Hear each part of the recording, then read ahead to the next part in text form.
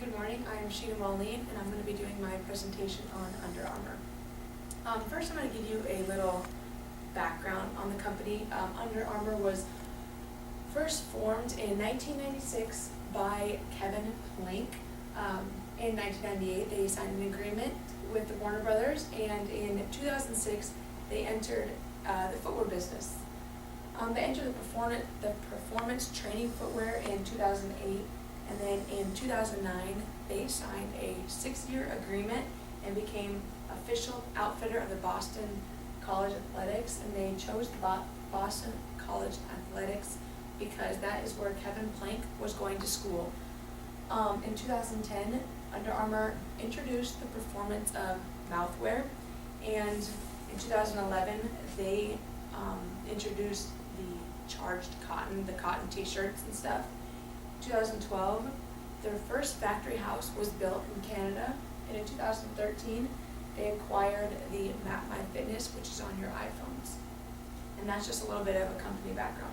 So now I'll get into the SWOT analysis. Under Armour has very many strengths. A couple of their strengths are innovation.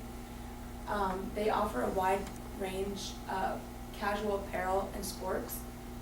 Their brand equity is very well recognized throughout the world, or I should say throughout the United States. They have very many product endorsers, and they have a high quality performance gear. They also have some weaknesses. Some of the weaknesses of Under Armour is, the main one is their pricing. They're very expensive and compared to their competitors. Another one is their online presence. They're not very well known online, and they're more mainly focused on the male dominance, and they depend a lot of their sales on their third parties. And the last weakness that we have is their global brand recognition. They're not very well known globally.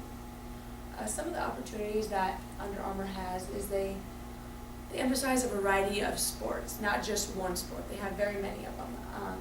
Their prices are, they need to emphasize on their variety of sports. They have mainly just one or two sports. If they lowered their prices, I think that would be a very good opportunity for them.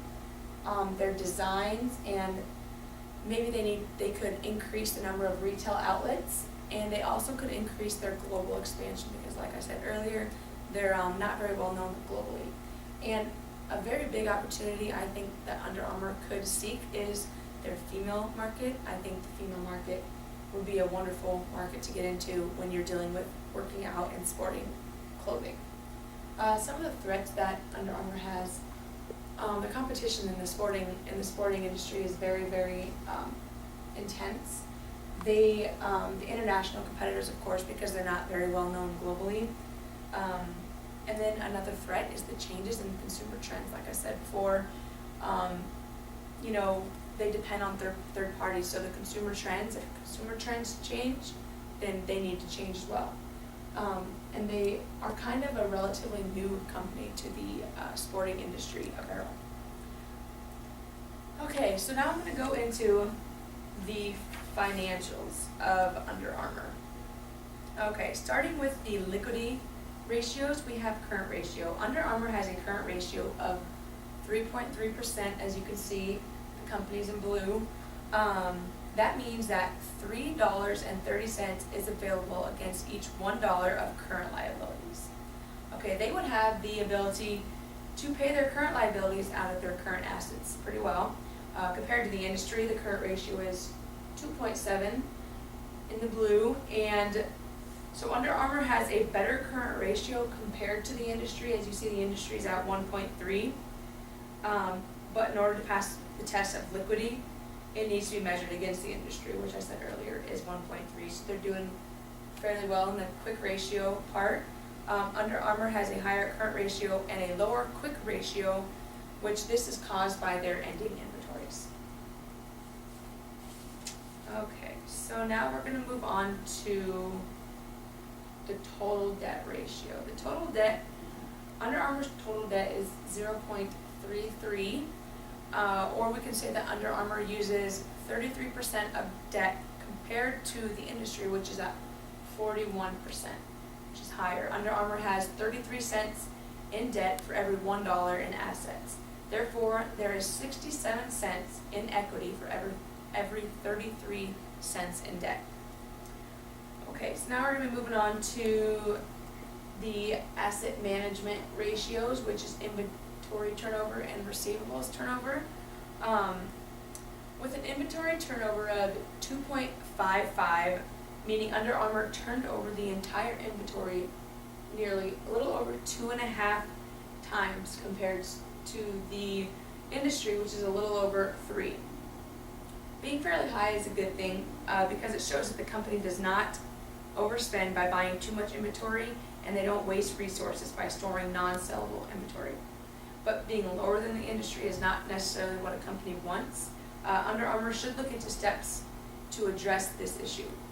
They may be holding on to too much inventory, they may have too much invested in slow-turning goods, or they may need to tighten their purchasing process. They need to start selling more products compared to the industry and compared to competitors. Okay, being an AR clerk, now we're going to talk about the receivables turnover. Being an AR clerk in accounts receivable, we indirectly extend interest-free loans to customers and clients. With a receivables turnover of 4.82, indicates on average that the company's accounts receivable turned over 4.82 times during the year, or approximately every 76 days. The turnover is slightly lower than that of the industry, which is 9.7. You want to be higher than the industry because the higher the turnover of receivables, the shorter the time between sales and cash collected. The profitability ratios. The gross margin is 49%, 0.49 or 49%, which is slightly lower than the industry because that's at 50% or 0.5. Which means for every dollar of sales, Under Armour earns 49 cents in profit, but they spent 51 cents to make it. Since Under Armour has a lower gross margin than the industry, they struggle a little bit to create profit on sales. In order to raise the gross margin, Under Armour needs to earn more net profits by selling a greater volume than the competitors and earn higher margins. Okay, the return on assets for Under Armour is 11%, which means that Under Armour generated 11 cents of income for every dollar spent, for every dollar the company held in assets. So they do not produce income as effectively from the assets they should. Market value ratios. EPS is a very, very important ratio for publicly traded businesses because it tells investors how much they are paying per share of dollar of earnings by the company. With the EPS at 41.3 means that their earnings are still relatively low compared to the industry, which is at 72.4. Under Armour's price earnings are 85.37, which tells us how much the investors are willing to pay per dollar of earnings. With a higher, as you can see, this ratio is much higher than the industry ratio, and this means that Under Armour expects a higher earnings growth in the future than their competitors with the lower ratios, and that Under Armour is expecting they're expecting big things to happen in their future with their price earnings at this high of a ratio. That is my report on Under Armour. I hope you enjoyed.